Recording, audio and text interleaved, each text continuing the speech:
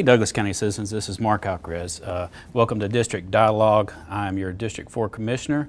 Today, as I begin my first District Dialogue and wrapping up Black History Month, I wanted to bring on three people that I know who have been pillars in this community that I admire and I can call friends, who have been pioneers in leading Douglas County in the history of Douglas County and just leading us as a whole. And I would like to introduce them to you this morning. And I'm going to start with all of my guests who I have here. I have Sheriff Tim Pounds, I have Dorothy Sparks, and I have D.T. Jackson. And today, we have, we know about them in regards to public servants and Dorothy as a teacher, but so seldom do we get to find out who people are personally, and I know all of you personally, and I just thought, I would bring them in and have a conversation where our public, our citizens can know a little bit about each of you, because each of you have a background that is very unique. D.T. Jackson, he served in Vietnam from 1969 to 1972. He moved to our county, to Douglasville in 1997. He was first elected to our Douglas County School Board for District 2 in 2010, and he's now on his fourth term. He served as chair for our Douglas County School Board, being the first African American to serve on the Douglas County School Board, and as chair from 2015 to 2016. And then we got Miss Dorothy Sparks. She was born and raised in Fairplay, which is District 4, which I'm proud to say. She's graduated from Clark College University in Atlanta, and she taught in our county from 1963 to 1965 for 32 years. But she was one of the first three African Americans teachers to be integrated in the Douglas County school system, and she taught at Douglas County High School starting in 1967. Then we got Sheriff Tim Pounds. He also was born and raised in Winston, born and raised with a lot of my family in District 4. He graduated from Douglas County High School in 1975, and he started his career with the Douglasville Police Department in 1977, where he served for 2 years before he was hired by Sheriff Earl Lee to come on to the Sheriff's Office, where he served for 40 years before he ran for Sheriff, working his way all the way up to Captain before he ran for Sheriff. And I believe that was over the warrants and Civil Transport and Fugitive Division, and then became our Sheriff, and now he is on his 46th year of law enforcement. So that, just to give you a little bit of background history on them, as to how they got to where they are and the importance of it all, I thought I'd bring them here today to just have just a general conversation with them so you can learn a little bit more about them. And I'm going to ask, who would like to start first with some questions? Me. All right, so it'll be going with Sheriff. Sheriff, a lot of people, especially maybe some young people, want to know, especially during this day and age, what made you want to go into the line of field of law enforcement? Well, Mark, it started when I was a kid. It really started because of my father. My father was a security guard. He had a daytime job. We got off. He was a security guard. He worked at some retail store downtown Atlanta. And when he put his uniform on and his gun, I thought that was so cool. So I said, I want to be one of them. Then I found out what they do. I wanted to be a police officer. So I started working towards being that. And I went to work for this little service station here in Douglasville. And they service the Douglasville police cars, change the oil and wash them, and service them. And I got a chance to drive them back to the police station. And I liked that, so I wanted to become a police officer. And I started working on with every might I had. Matter of fact, I was still young. I wanted to ask, it used to be chief, which he's passed and gone on, was Charlie McClarty. Would he hire me? I wasn't even old enough to be a cop. He told me this though. He said, when you get old enough, he said, come back to see me. That's exactly what I've done. And he hired me as a Douglasville police officer. What about you, Miss Sparks? What made you want to take the career path of teaching? Well, my mother was kind of a teacher, and she wanted me to be a teacher. And when I graduated from Clark College, I came out half a year earlier. And it just so happened that Mrs. Dobbs at R.L. Cousins was sick, and Mr. Stewart, J.W. Stewart, was the principal, and he knew I was finished with my course. So he asked me to come and take her place until she got well, and that was in January. So I stayed there from January to the end because she didn't get well. And then he came in one day and he said, well, I have your thing from Mr. Burnett, L.W. Burnett. He said, if you want to teach here, he'll go ahead and sign it today. And he'll say, now you can sign your contract. I said, okay. That's it. I've been here since that time, and I went out to 1995. That's when I retired. That was 32 years. Wow. Wow. Matter of fact, Mark, she was one of my teachers. Matter of fact, I believe she was one of my mother's teachers, my father-in-law's teachers. So I know a lot of people who said she was one of my teachers and my wife's teachers. And but that's interesting to find that out. DT, I know you've had the career in the Army, and then Nope, correct that. Marines. Then you came out, and I know you went to work for a company in the collections division. What made you want to think to run for school board? How was it brought to you to? In 2002, at that time it was City Councilman Henry Mitchell, and he was the city councilman that represented my side of the track. And one night I called him, and I was reading so much saying with him. We was on the phone for 2 hours. So y'all don't do nothing for this side of the track. Only the mall area and Chapel Hill.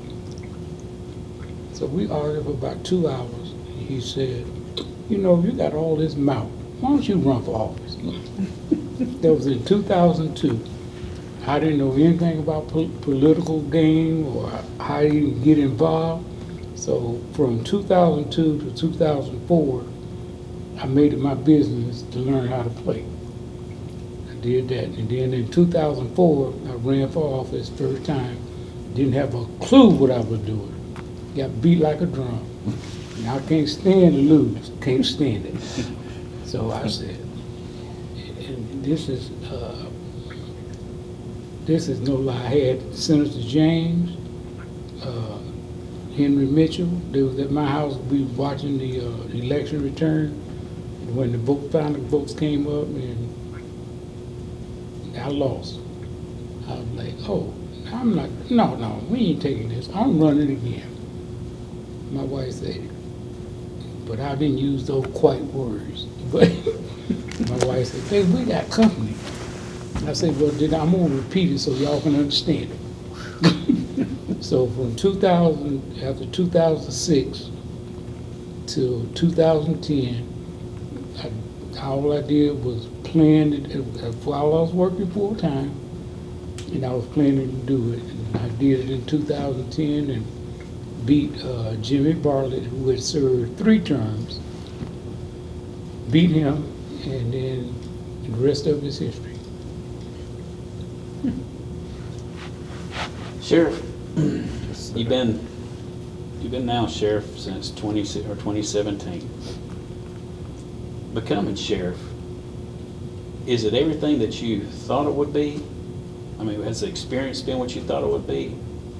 Or is it different than what you imagined before taking office?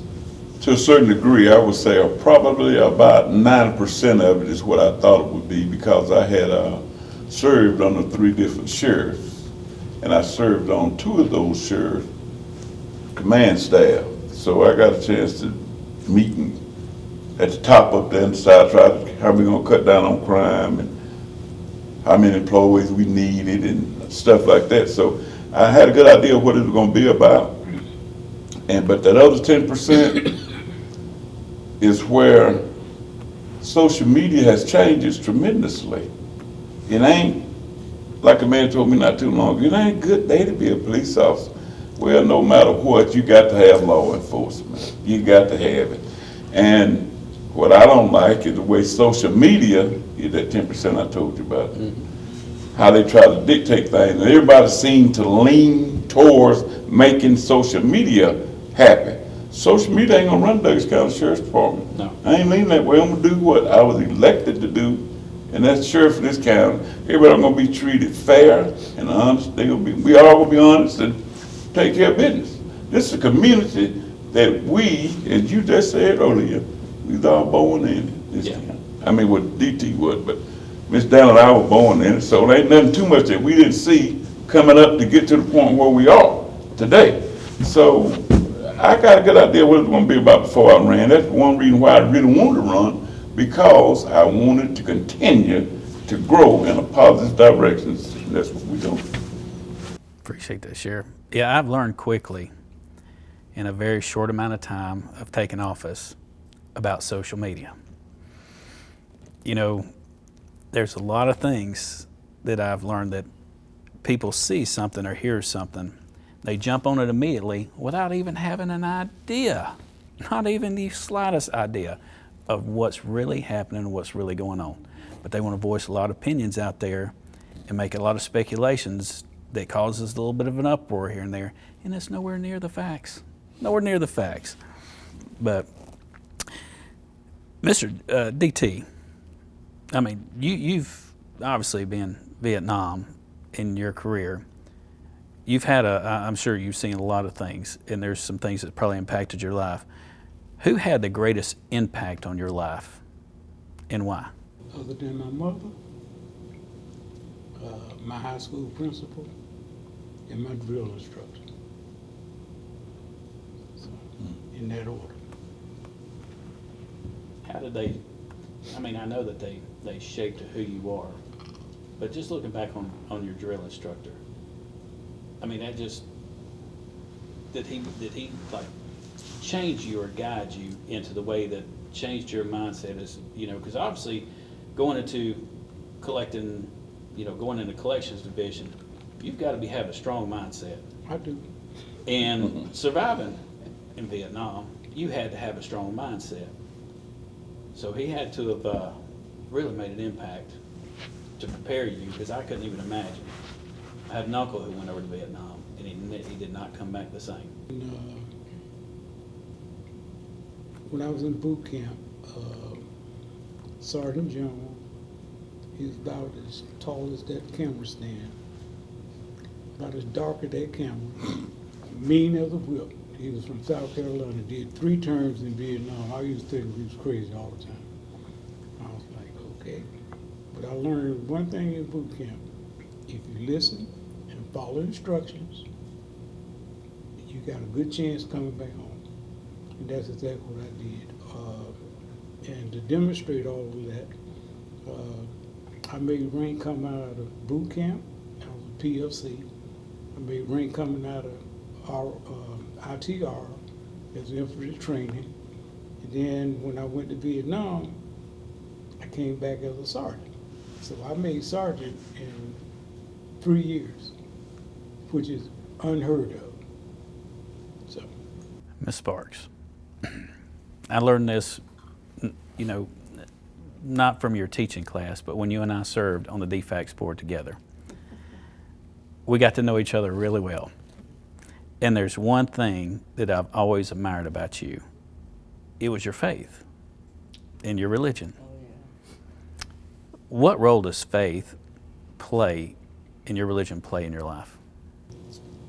Well, it's just, I remember when I was 6 years old, one of the members of our church passed, and they buried her, the lady, and I saw it, and I told my mother, I said, Mama, I'm just not gonna die. I'm gonna have to go in the ground like that. She said, but if you live the right life, you won't have to worry about that. 6 years old, scared me to death, you know. But when I was 8, I joined the church and I was baptized, and ever since that time, I've been giving all of my time to God. And that's where I am now. If you don't know him, somebody needs to ask somebody about him, because he's good. One thing I can say that I know a handful of people, when I say they live it every day. And that's one thing that I have always seen in you, is you're the same every time I meet you, or every time we're together. Anytime we talk on the phone, you're always the same. But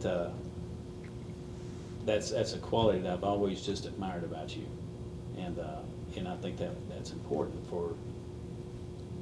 Well, I don't know how far I can go with this in regards to faith on the without somebody, I'm sure, seeing somebody, I really don't care. But it plays a huge role, because it's taken out of our society today, and now look where we're headed down.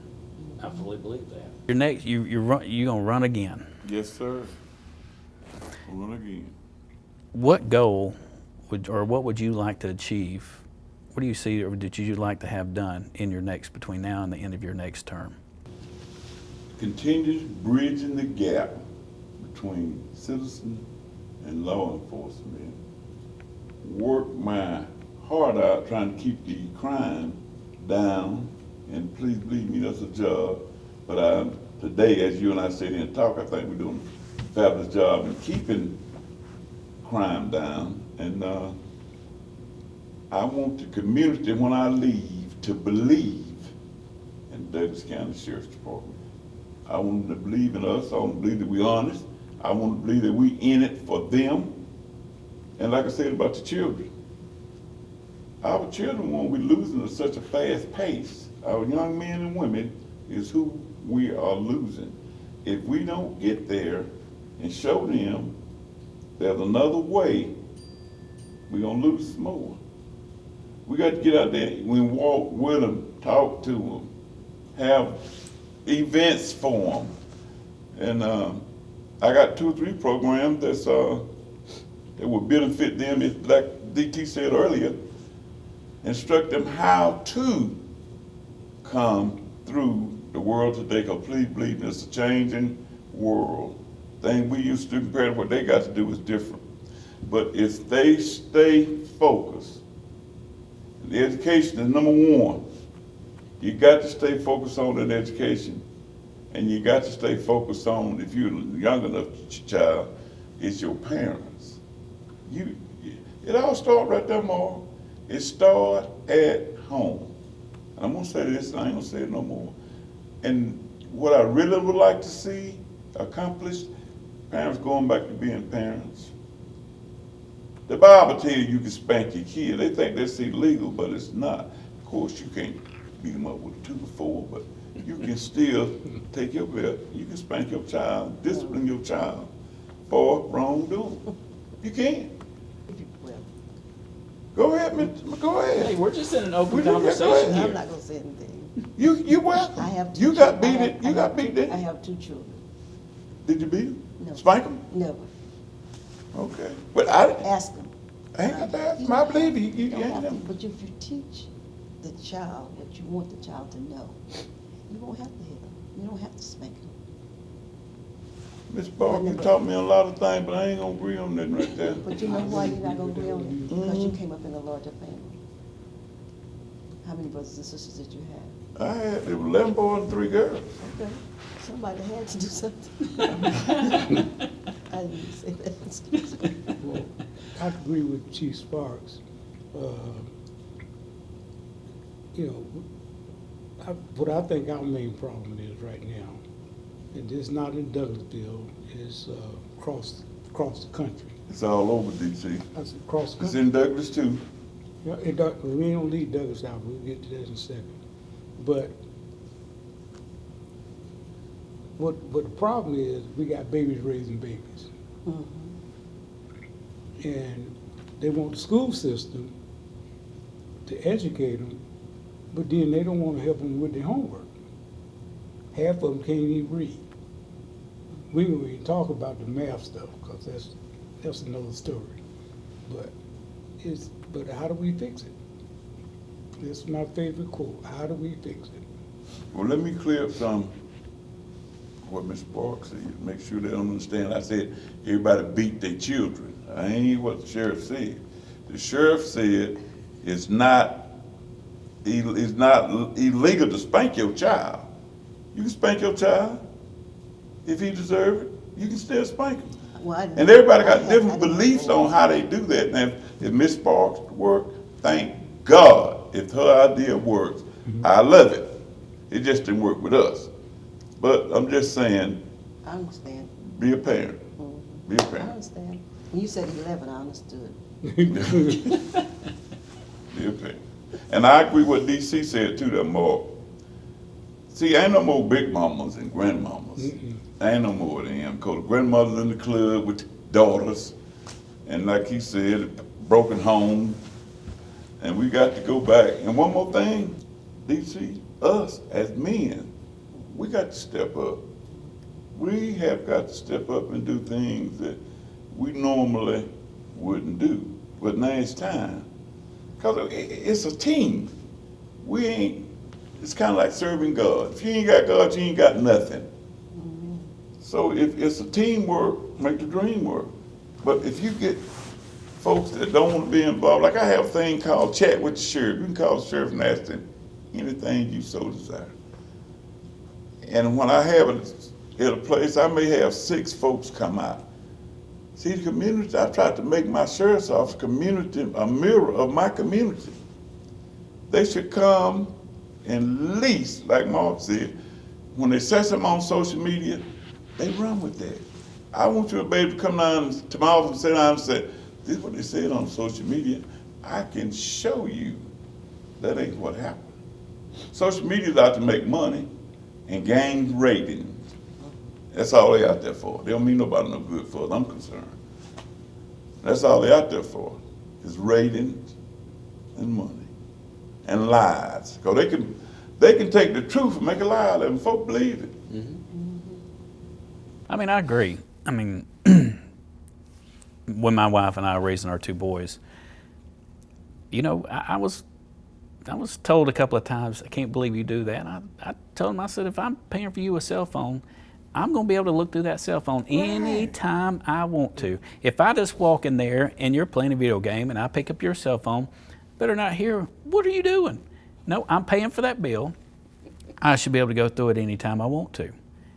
I'm not saying that, you know, I've been absolutely blessed with having 2 great boys that I can say has never given me and my wife an ounce of trouble. And I don't know how I was blessed. My oldest one, he's just got the biggest heart of anybody I've ever seen. But I'm not saying that we're perfect, but what my wife and I did, like what you were just talking about, is we made sure I was their dad. I love them more than anything, but I wasn't their best friend. I'm not here to be your best friend. I'm here to make you, when I leave this world, I know that you're going to be a good man, and that's my job. That's my job. It isn't about letting you go run wild and free and do what you want to do. It's about making you to where you can stand on your own 2 feet and making you a good man where you can take care and you know what family values are. When I'm gone, I leave this where I ain't got nothing to worry about. Nothing to worry about. One thing I agree on, Mr. Sparks, I got 7 children now, 7 children. Great kids. If you gave me 2 days to sit in here today and figure out how many times I got a whipping, I probably still wouldn't come up with a correct answer. But as you said earlier, my son is one of the best kids in the whole world. He got 2 whippings in his entire life. The girls, I bet I didn't whoop either one of them 3 times in their entire life. But once you establish what Mark said earlier, I'm your parent. I'm just here to make sure you do good when I'm gone. But there's certain things you simply can't do. Your age just won't allow that. But it's coming. It's bringing about a change, Mark. 'Cause now the children, I wish I could ask my daddy why.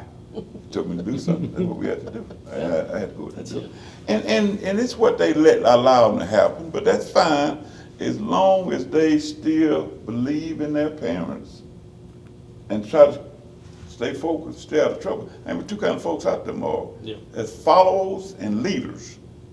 I try my best to tell all the children in the world to be leaders. Don't follow nobody, because they may lead you down the wrong path. Yeah.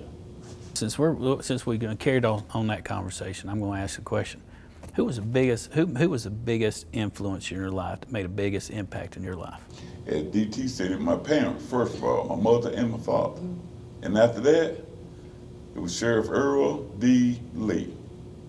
He was a mentor of mine. He took me, I was kind of like ODT. When I came in law enforcement, what I wanted to do, but I worked for the city for 2 years, and you know, the city was so small, it wasn't very little you could do but patrol. But I wanted to grow in law enforcement. So I went down there and talked to him, and he gave me a job. And that's exactly what I did.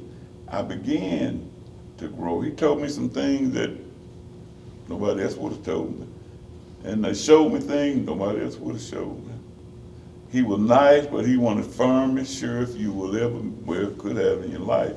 Because he don't like tell you one time how to do it, and you got to be doing it exactly the way he said do it. He was my guy. He was my guy. I learned so much from that sheriff. He was fair, and he was honest. And you could see the time then, you could actually see it with your eyes that it was changing where it wasn't so nasty for African American folks. So he was a mentor of mine. That's my greatest influence was Earl D. Lee. Ms. Sparks, in your whole teaching career, about 32 years, what was probably one of your most rewarding experiences in your teaching career? What's one of the best moments that you've had, whether it be with a student, something that transpired? What was one of the most rewarding or moments that you had in your career? I had good students. And I did. I had the best of the corps. And I had a lot of situations like that. But I guess when I went on 1995, when I was coming out, I had Teacher of the Year, Teacher of the County, and that made me feel kind of good. But I had already been Teacher of the Year several times in Douglas County High School, but at the end, I was Teacher of the County. So that was something to think about. Mr. DT, being on the school board, I know that there's a lot of things that the school board has to deal with. What would you say is probably one of the most difficult parts of your job?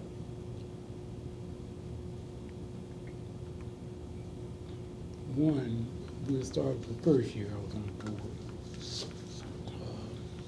He was one of my mentors, Mike Miller. And after every board meeting, he'll tell me what I did wrong or try to correct me or, do it this way, do it that way. And then one night, after every board meeting, we used to go to 5 Yarnos, have a beer and have a couple slices of pizza and conversation. So one night he said, DT, I'm gonna say something to you. I don't want you to take it the wrong way. I said, what's that? He said, sometimes when you be in a meeting, you say stuff that's make my hair stand up on the back of my neck. I say, really? Why is that? He said, you just do. I said, let me help you with that. Let me help you with that question. You're not used to people like me talking back to you and speaking up. And that after that, we got along just wonderful.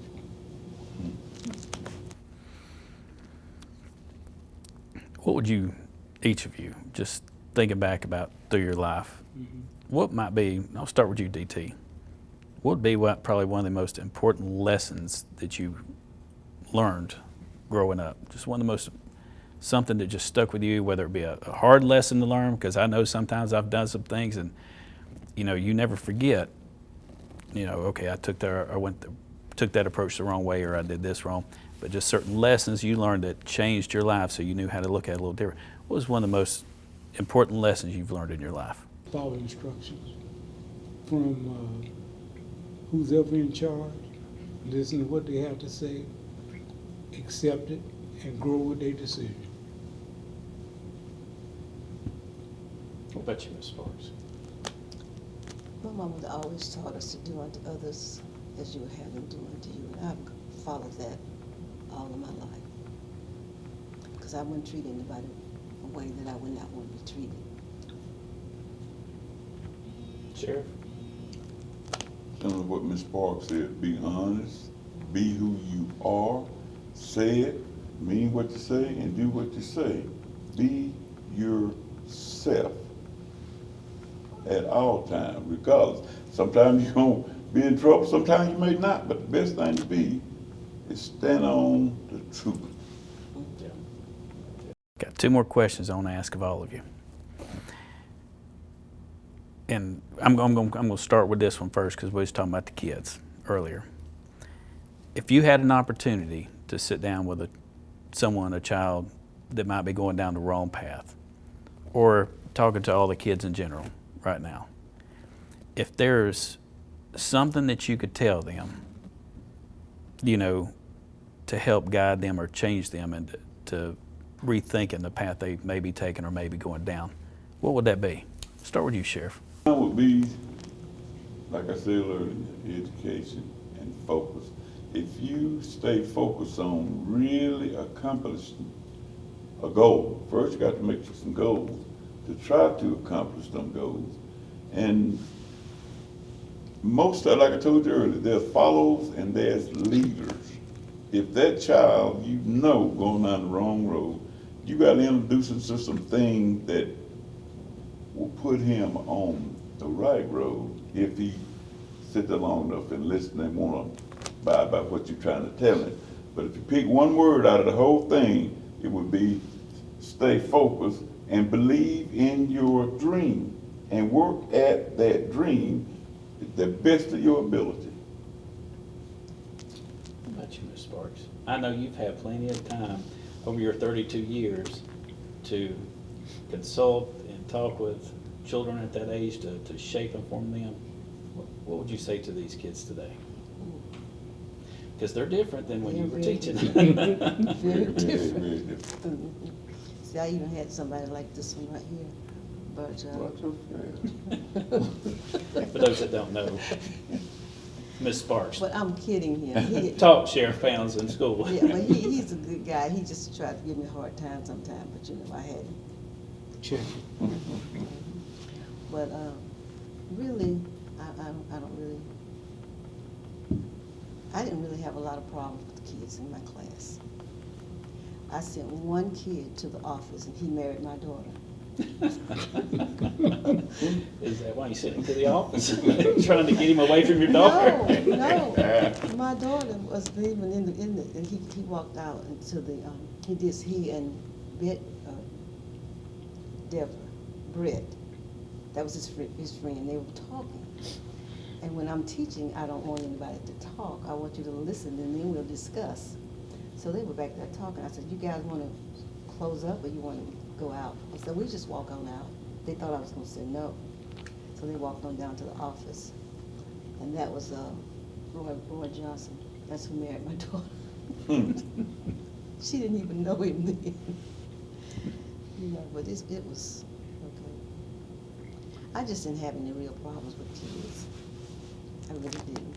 I remember one time, this little kid that was Greg Sewells. You probably forgot me because he was one of my aides. We used to have teacher aides. Mm-hmm. And one kid came in late and said, and I said, why are you late? He said something smart. He said, man, don't you talk to me sports like that. And he said, oh, he was one of my aides. You had him, at that time, the hair was long. He had his long blonde hair. He said, don't you talk to me sports like that. But everything was fine for me. I didn't have a lot of real problems at all. Because I love my kids and they love me. Yeah. What about you, DT? If you could give a kid advice today. Well, I do it every day. I know you do. I have an organization, nonprofit. It's called Peace. Peace stands for Participate, Educate a Child Everywhere. And I'll take a young man, can't do a bunch of them. I'll take a young man, one, to show you how to dress in public, pull your pants up, tie your shoes up, and half of them don't even understand what it means shoe shine. Oh, no. They have no idea. One of my little prodigies church. He graduated from Lithium Springs, and so I took him under my wing. I said, okay. So I called his dad first. I said, I'm gonna take your son shopping. He said, okay.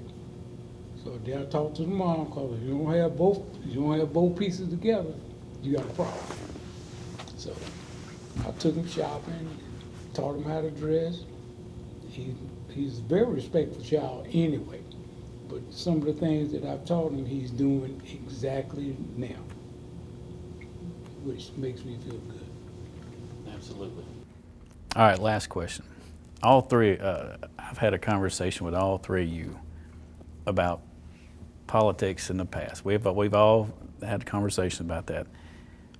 And one thing that I like about every single one of you is, I mean, if you look at our world today, we're so divided. We're so divided in just also in our county, but nationwide, Democrat versus Republican. But it's heartbreaking at times because we see how tore apart we are. But there's something about each of you. You really just don't look and focus on one particular thing, such as a party, and this is the way it has to be, regardless of whoever the candidate is. You've all stated that you always vote for the most qualified candidate. I know election times, another one's coming around here soon, and you just went through one, sheriff's about to come up on one. Tell us why you believe, tell the citizens why you believe in, we shouldn't always just look, because I'm being honest, I'm sure I'm going to upset some Republicans, but Yeah. if there's a very qualified Democrat and we're running a Republican that is just absolutely not qualified, I'm not going to put our county into a bad situation. They may not because of that, because I'm a true Democrat. I am, and I ran as a Democrat, and I continue to run as a Democrat. But as you said earlier, if I know beyond a shadow of a doubt there's a better Republican than Democrat running for that position, so that's a good thing about being born and raised in this county. You get to know folks on the first name basis. You get to see what they've done before they even decide to run for office. You knew what kind of person they are. So why would I sit here knowing the county don't care about a party? The county cares about what person can do the best job for what they've been elected for. Mm-hmm. That's the only thing that matters. They don't care about the color. They don't care about the party. They want a candidate that's going to do what he say he's going to do and know how to do what he said he was going to do. So if you're not looking for a party just to support a party because you're Republican, you got a problem. You know you got a problem. Now, I love Democrat. I love to support them. But if I got a better Republican, then I'll vote for that Republican. Not you, Ms. Sparks. I don't think I would do that. I'm just kidding. That's you. I spoke 10 pounds. You know why I said that. Yeah, I would. I vote for the candidate. I would. I'm a Democrat, but if I see a Republican that they are running for an office and they're doing well, I will vote for them. But I am a Democrat. What about you, DT? Definitely a Democrat. Got registered to vote, went straight out of high school, and got registered to vote, and I've been voting ever since. I haven't missed any. But you a perfect example. He asked me, would I support it? Yes. And did it publicly. Mm-hmm. When he got sworn in almost a month ago, 2 months ago now, when you got sworn in, I stood up and hugged him. He did. Oh, he didn't tell me about that. He did. Right there on the front row. I got a picture of it. Yeah, I know it. I heard about it. I said, I'm going to get him about that. Mm-hmm. Yep, I did, and it's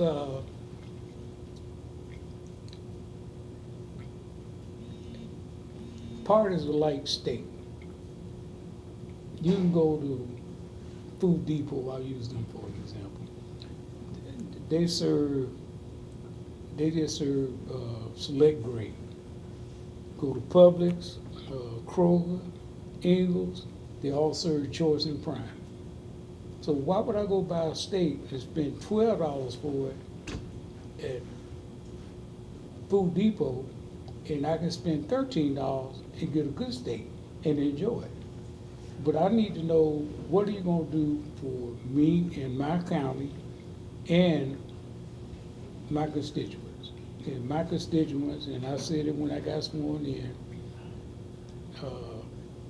I got 28,000 kids.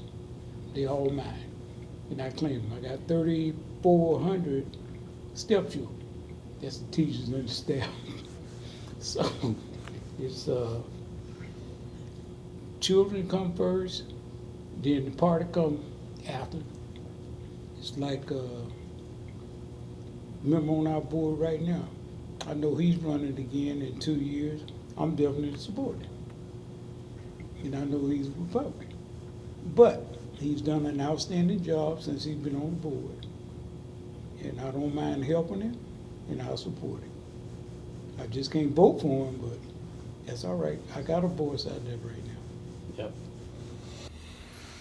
Well, I want to thank every one of you for taking the time to come and do this with me today. This is my first district dialogue, and not a single one of you hesitated when I called. Each one of you said, absolutely, I'll be there. Just tell me when and where.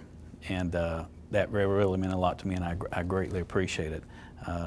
I know that because of our community and the involvement that each one of you have had in it, our community is better for it.